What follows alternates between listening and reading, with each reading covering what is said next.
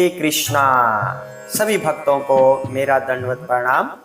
आज हम देवशयनी एकादशी व्रत कथा करने जा रहे हैं, जिसका दूसरा नाम पद्मा एकादशी भी है।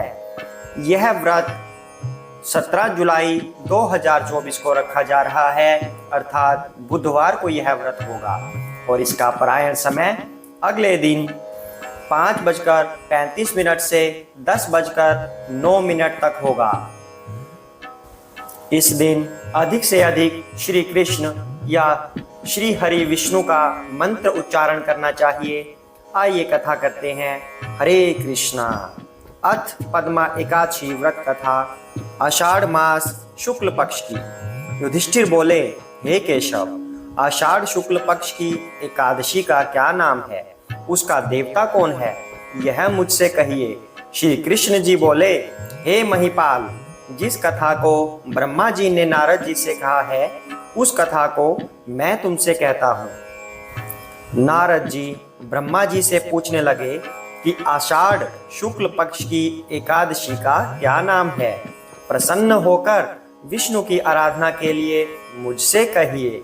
ब्रह्मा जी बोले, हे मुनि श्रेष्ठ, तुम वैष्णव, तुमने बहुत सुंदर प्रश्न किया। जगत में एकादशी से पवित्र और कोई पर्व नहीं है। सब पापों को नष्ट करने के लिए यत्न पूर्वक इसको करना चाहिए। इसलिए शुक्ल पक्ष की एकादशी का व्रत मैं तुमसे कहूँगा। एकादशी का व्रत पवित्र है और पापों का नाश करके सब मनोरथों को पूर्ण करता है। जिसने इसको नहीं किया वे नरक भागी होते हैं। आषाढ़ शुक्ल पक्ष की एकादशी का नाम पद्मा है। ऋषिकेश भगवान के प्रसन्न करने को यह उत्तम व्रत करना चाहिए। तुमसे मैं पुराण कथा कहता हूँ, जिसके सुनने से बड़े पाप नष्ट हो जाते हैं। सूर्यवंश में सत्यवादी प्रतापी मांधाता नाम का चक्रवर्ती राजा था। वह राजा धर्म से अपने पुत्र की तरह प्रजा का पालन करता था। उसके राज्य में अकाल, रोग और मानसिक चिंता नहीं रहती थी। उसकी पूजा आतंक रहित और धन धान्य से पूर्ण थी। उसे राज्य करते हुए बहुत वर्ष बीत गए। 3 वर्ष तक उसके राज्य में वर्षा नहीं हुई। इससे उसकी प्रजा भूख प्यास से पीड़ित होकर व्याकुल हो गई। अन्न के अभाव से पीड़ित होने के कारण उसके देश में स्वाहा स्वधि, वस्त्रकार और वेद पाठ बंद हो गया। फिर प्रजा आकर राजा से बोली, हे राजन, मेघ रूपी विष्णु भगवान सब में व्याप्त हैं। वह ही वर्षा करते हैं।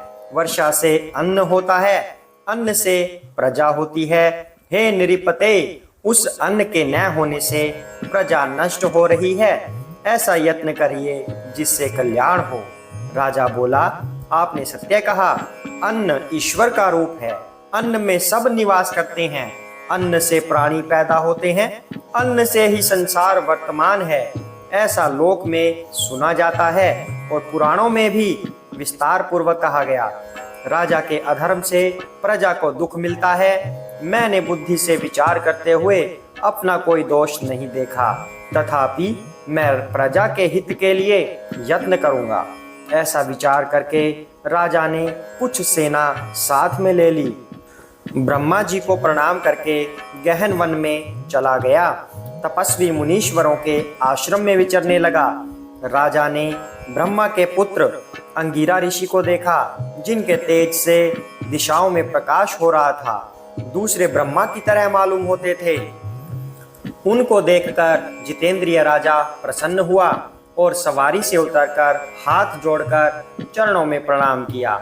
ऋषि ने आशीर्वाद देकर राज्य के 7 अंगों की कुशल पूछी। फिर मुनि ने राजा के आने का कारण पूछा।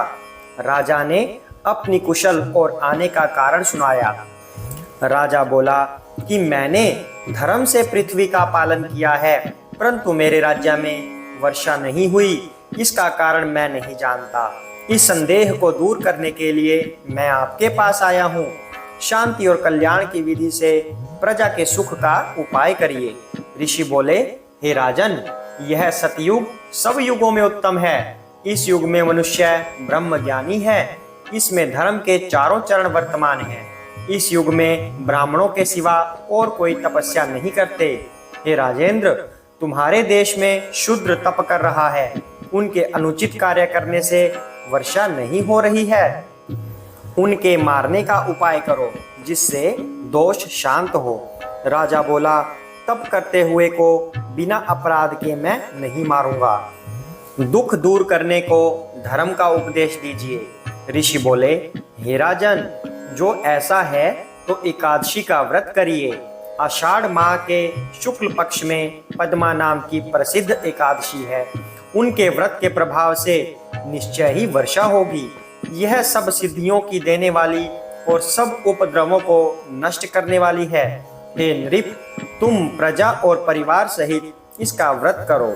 मुनि का यह वचन सुनकर राजा अपने महल में आया और पद्मा एकादशी का व्रत किया और व्रत के करने से सारे राज्य में वर्षा हुई। भगवान की कृपा से मनुष्यों को सुख हुआ। इस कारण वह उत्तम व्रत करना चाहिए। यह मनुष्यों को सुख और मोक्ष देने वाला है। हे राजन, यह एकादशी देवशयनी कहलाती है। राज शार्दुल, भगवान को प्रसन्न करने के लिए मोक्ष की इच्छा करने वाले को देवशयनी का व्रत करना चाहिए। चातुर्मास्य व्रत का प्रारंभ भी इसमें किया जाता है। युधिष्ठिर बोले, हे कृष्ण, विष्णु के शयन का व्रत कैसे करना चाहिए? हे देव, कृपा करके चातुर्मास्य व्रत को कहिए। श्री कृष्ण बोले, विष्णु के शयन के व्रत और चातुर्मास्य में जो व्रत कहे हैं उनको मैं तुमसे कहूंगा, तुम सुनो। आषाढ़ शुक्ल पक्ष में जब सूर्य कर्क राशि पर आ जाए तब एकादशी के दिन जगत के स्वामी मधुसूदन भगवान को शयन करना चाहिए। जब सूर्य तुला राशि पर आ जाए तब भगवान का उत्थापन करना चाहिए। अधिक मास में भी यही विधि कही है। इसके सिवा और भगवान को न शयन करावें न उत्थापन करें। आषाढ़ के शुक्ल पक्ष में एकादशी का उपवास करके चातुर्मास्य के व्रतों का नियम करें। हे युधिष्ठिर, शंख चक्र गदाधारी भगवान की प्रतिमा को स्थापित करके स्नान करावें। पीताम्बर धारण कराकर श्वेत वर्ण की शैया पर स्वच्छ तकिया लगाकर श्वेत वस्त्र उड़ाकर शयन करावें। वेदज्ञ ब्राह्मण द्वारा पंचामृत से स्नान करावें। सुंदर गंध लेपन करके धूप दीप और सुंदर फूलों से पूजन करें। इस मंत्र को बोले कि हे ऋषिकेश, मैंने लक्ष्मी सहित तुम्हारा पूजन करके शयन कराया। हे देवेश, हे जनार्दन, लक्ष्मी सहित कृपा करो। हे जगन्नाथ, आपके शयन करने पर चर अचर सब संसार सो जाता है, आपके जागने पर सब संसार जागता है।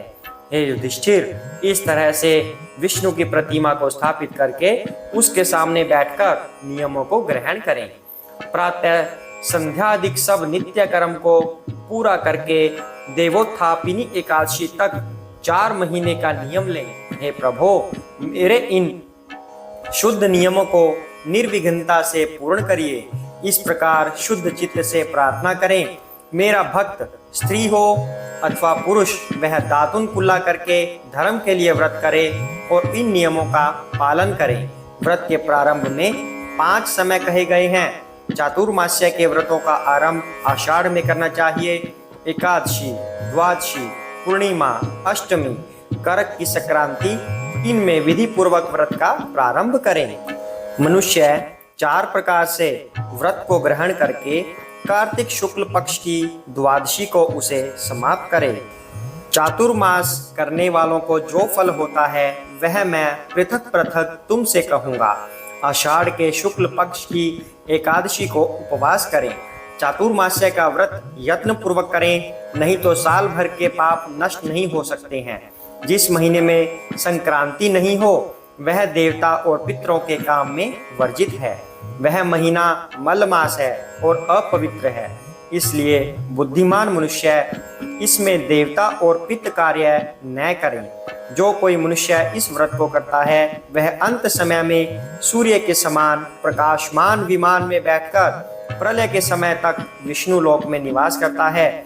जो कोई देवताओं के मंदिर में सफाई और जल छिड़कते हैं, सावधान होकर चातुर्मास्य का व्रत करते हैं और समाप्ति में ब्राह्मण को भोजन कराते हैं।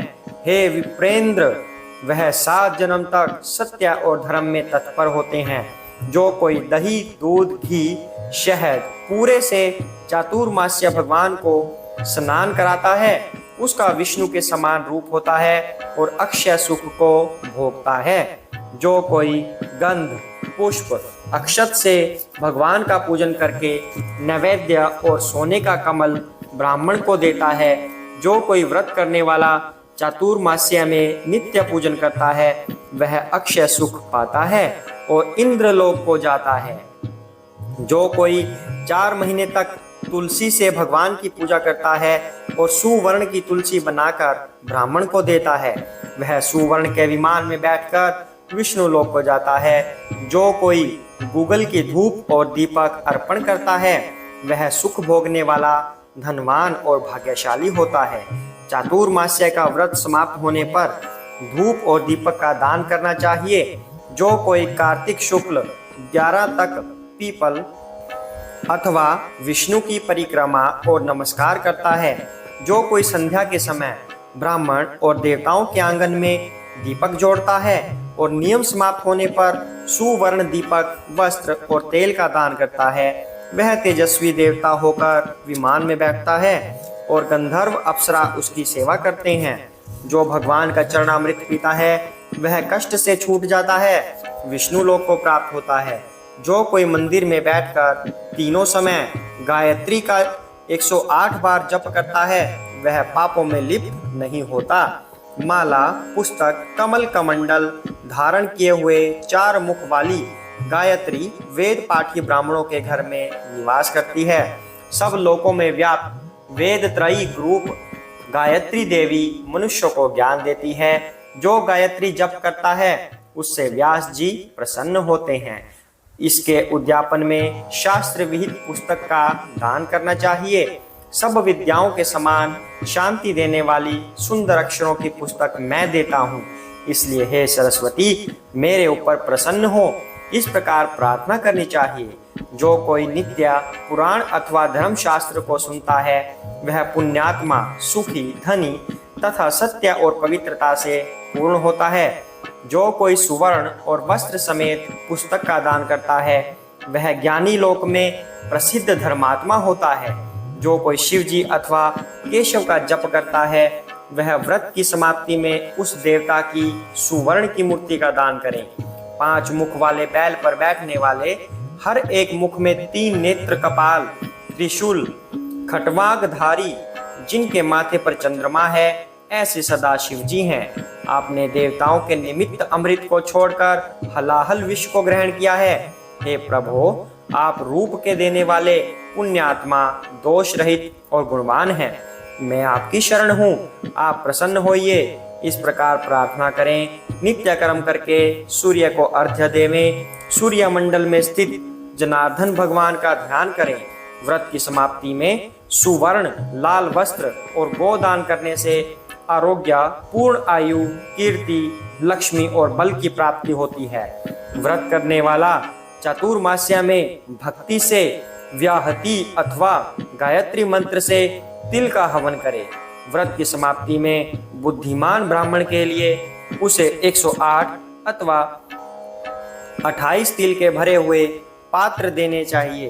वह कायिक, वाचिक, मानसिक सब पापों से छूट जाता है। उसको रोग नहीं होता और उत्तम संतान होती है। हे देव, हे जगन्नाथ, हे वांछित फल देने वाले, मैं तिल का पात्र दान करूंगा। मेरे पाप को नष्ट करिए। इस प्रकार प्रार्थना करें। जो सावधान होकर चातुर्मास्य में अन्न का होम करें, तो व्रत की समाप्ति में वस्त्र और सुवर्ण घी का कलश दान करना चाहिए। ऐसा करने से आरोग्य, विशेष कांति, पुत्र, सौभाग्य और धन प्राप्त होता है। शत्रु की हानि होती है और ब्रह्मा के समान हो जाता है। जो कोई पीपल की सेवा करके समाप्ति में वस्त्र का दान करता है, वह सब पापों से छूटकर विष्णु का भक्त होता है। जो ब्राह्मण को सुवर्ण देता है, उसको रोग नहीं होता है। जो तुलसी को धारण करता है, उसके सब पाप दूर हो जाते हैं और वह विष्णु लोक को प्राप्त होता है। हे पांडव, व्रत की समाप्ति में उसे ब्राह्मण भोजन कराने चाहिए। देव शयन होने पर दूब को प्रातःकाल माथे पर धारण करके लक्ष्मीनाथ को प्रसन्न करने को यह मंत्र पढ़े। हे दुर्वे, तू अमृत से पैदा हुई है, सुर असुर सब सेतु वंदना की गई है, तू सौभाग्य और संतान देने वाली है। हे कुरुश्रेष्ठ, व्रत की समाप्ति में सोने की दूब बनवाएं। उस दूब के अग्रभाग और पत्ते बनवाकर वस्त्र और दक्षिणा समेत ब्राह्मण को दान करें और इस मंत्र को पढ़ें। जैसी शाखा और प्रशाखाओं से पृथ्वी पर फैली हुई है, वैसी ही मुझको भी तू अजर अमर संतान दे। इस प्रकार जो सावधानी से चातुर्मास्य का व्रत करता है, उसको दुख और रोग का भय नहीं होता, उसको कभी अशुभ फल नहीं होता और पापों से छूटकर सब आनंद को भोग कर स्वर्ग लोक में नित्य कीर्तन करता है, उसको जागरण का फल मिलता है। व्रती को सुंदर बजने वाला घंटा देवता के निमित्त दान करना चाहिए और प्रार्थना करनी चाहिए कि गुरु की आज्ञा और अध्याय में जो मैंने पढ़ा है, हे सरस्वती, हे ब्रह्माणी, हे विष्णु शिवादिकों से प्रार्थित, हे सुंदर मुखी, मेरे अध्ययन में जो मूर्खता हुई है उसको दूर कर। तू घंटा के शब्द से प्रसन्न हो। व्रत की समाप्ति में 2 अथवा 1 दूधी की गौ देनी चाहिए। हे राजेंद्र, जो शक्ति नहीं हो तो 2 वस्त्र देने चाहिए। सब वेदों के ज्ञाता ब्राह्मण को जो नित्य प्रमाण करता है, वह मुक्त होकर सब पापों से छूट जाता है। जो कोई पितरों की भक्ति करता है, वह अखंड सुख को पाता है। व्रत की समाप्ति में जो ब्राह्मणों को भोजन कराता है, उसकी आयु और धन बढ़ता है। जो प्रातःकाल संध्या करके नियम की समाप्ति में ब्राह्मण को घी का घड़ा, 2 वस्त्र, तिल और घंटा देता है, वह सरस्वती के तत्व को जानकर विद्यावान होता है। जो कपिल गौ का दान करता है, वह धनवान होता है। जो श्रृंगार करके कपिल गौ का दान करता है अथवा पृथ्वी देता है, वह दीर्घ आयु प्रतापी चक्रवर्ती राजा होता है।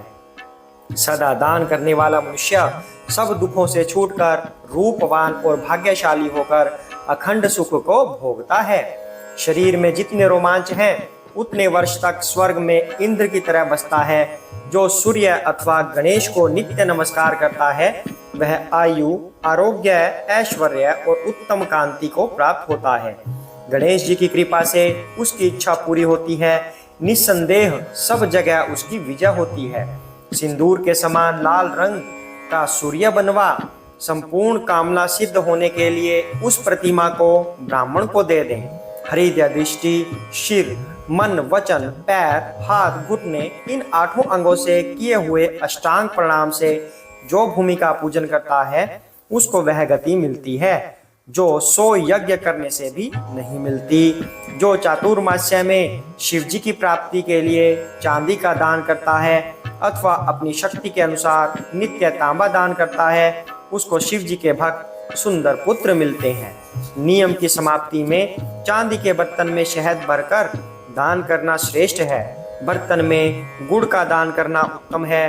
तांबा पुष्टिकारक और सब देवताओं को प्यारा, सबकी रक्षा करने वाला और शुभ है, इसलिए मुझे शांति दें, इस प्रकार प्रार्थना करनी चाहिए। जो भगवान के शयन करने पर शक्ति के अनुसार सुवर्ण, तिल और 2 वस्त्र दान करता है, उसके सब पाप दूर हो जाते हैं।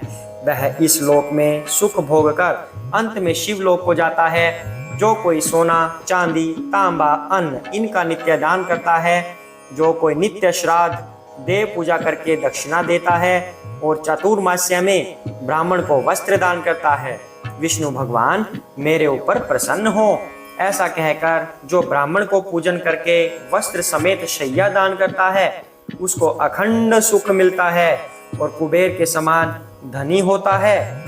जो मनुष्य वर्षा ऋतु में गोपी चंदन देता है और देवता के शरीर में कुमकुम आदि लगाता है, उससे भगवान प्रसन्न होकर भक्ति और मुक्ति देते हैं। द्वारका में गोपियों के साथ जो कृष्ण ने जल क्रीड़ा की है, वहाँ जो मृतिका है, उसको मुनीश्वरों ने गोपी चंदन कहा है। वह पापों को दूर करता है। नियम की समाप्ति में तराजू में भरकर गोपी चंदन दान करना चाहिए। उसका आधा अथवा चौथाई वस्त्र और दक्षिणा देनी चाहिए। जो कोई व्रत करने वाला विष्णु के शयन करने पर नित्य दान करता है, दक्षिणा समेत जो बूरा और गुड़ दान करता है, उसके दान से प्रसन्न होकर सूर्य नारायण इच्छानुसार फल देते हैं। व्रत की समाप्ति में बुद्धिमान मनुष्य इस तरह उद्यापन करें। धन का लोभ न करके 8-8 पल के या 4-4 पल के तांबे के पात्र यथाशक्ति 8, 4 या 1 बनवाएं। हर एक पात्र में बूरा फल और दक्षिणा रखकर कपड़ा लपेट दें और अन्न सहित श्रद्धा पूर्वक ब्राह्मणों को दान करें। जो चातुर्मास्य में नित्य शाक मूल फल यथाशक्ति ब्राह्मणों को देता है, वह व्रत के अंत में बहुत समय सुख भोगकर राजयोगी होता है। जैसे शाक मनुष्यों को तृप्तिकारक है, उसी तरह सब देवताओं को भी प्रिय है। वैसे ही कंद मूल पत्र पुष्प ये देव ऋषियों को प्रिय है।